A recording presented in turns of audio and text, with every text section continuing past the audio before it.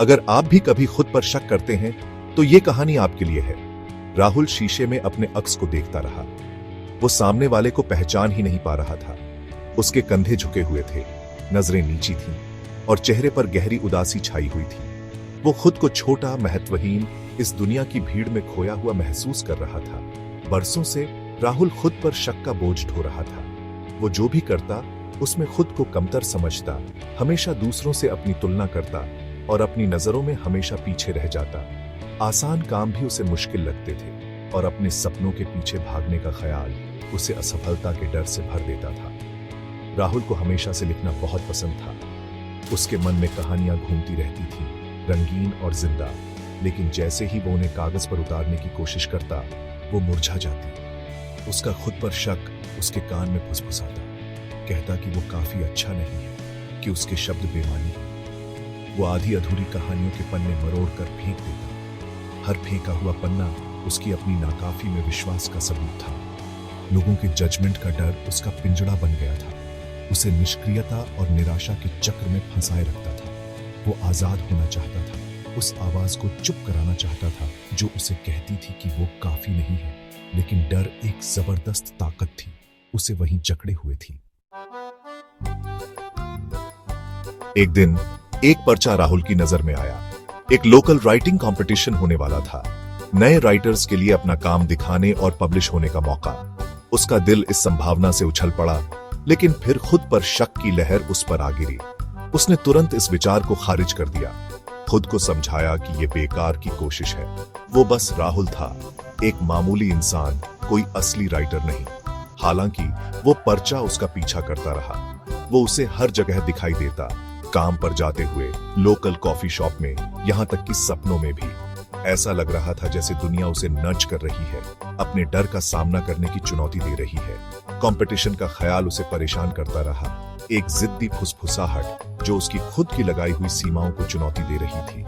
दिनों की अंदरूनी उथल पुथल के बाद राहुल ने एक फैसला किया। वो अपने डर का सामना करेगा, वो कंपटीशन में हिस्सा लेगा। ये फैसला बहुत बड़ा लगा, जैसे किसी अनजान रास्ते पर पहला कदम रखना। वो जानता था कि ये सफर आसान नहीं होगा। उसे अपने अंदर के शैतानों से लड़ना होगा, जो उसे कहते थे कि वो काफी अच्छा नहीं है। लेकिन उसके अंदर उम्मीद की एक किरण जग चुकी थी, एक विश्वास की शायद, बस शायद, वो ये कर सकता है। चढ़ाई कठिन थी। राहुल हर मोड़ पर उसे रोकने वाले खुद के शक को चुप कराने के लिए संघर्ष कर रहा था। वो लिखने बैठता, एक खाली पन्ना उसे घूरता, उसकी ख्वाहिशों का मजाक उड़ाता। असफलता का डर बहुत बड़ा था, जिससे उसका हाथ कांपता था जब वो पेन पकड़ता था। दिन हफ्तों में बदल गए और राहुल ने अपनी कहानी में अपना तन मन धन लगा दिया। जब भी उसे मौका मिलता वो लिखता, देर रात, सुबह जल्दी, यहां तक कि अपने लंच ब्रेक में भी। उसे अनगिनत सेटबैक्स का सामना करना पड़ा, ऐसे पल जब उसका मन किया कि सब छोड़ दे। कई बार उसने गुस्से में पन्ने मरोड़ दिए, शब्द बहने से इनकार कर रहे थे, लेकिन उसने हार नहीं मानी। उसने खुद को याद दिलाया कि छोटे छोटे कदम भी प्रोग्रेस है, कि वो जो भी शब्द लिखता है वो उस आवाज पर जीत है जो उसे कहती थी कि वो नहीं कर सकता।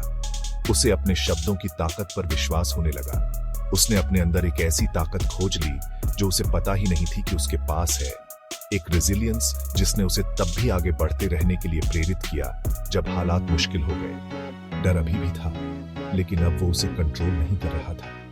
उसने इसका सामना किया था, इसे स्वीकार किया था और इसे अपने कामों को डिक्टेट करने से मना कर दिया था।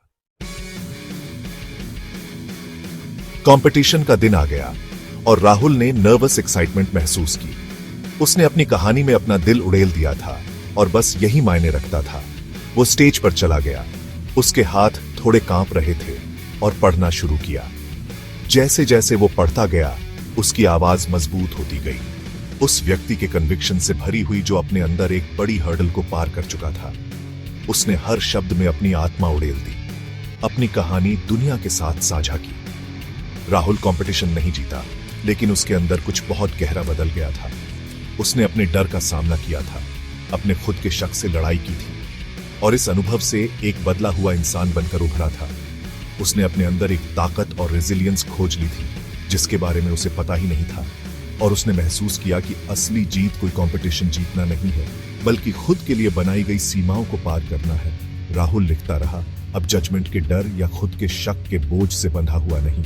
उसने अपनी आवाज पाली थी और वो इसका इस्तेमाल करने के लिए दृढ़ था। उसने सीखा था कि सफर उतना ही जरूरी है जितना कि मंजिल, और सबसे बड़ी जीत अक्सर वो होती है जो हम खुद पर हासिल करते हैं।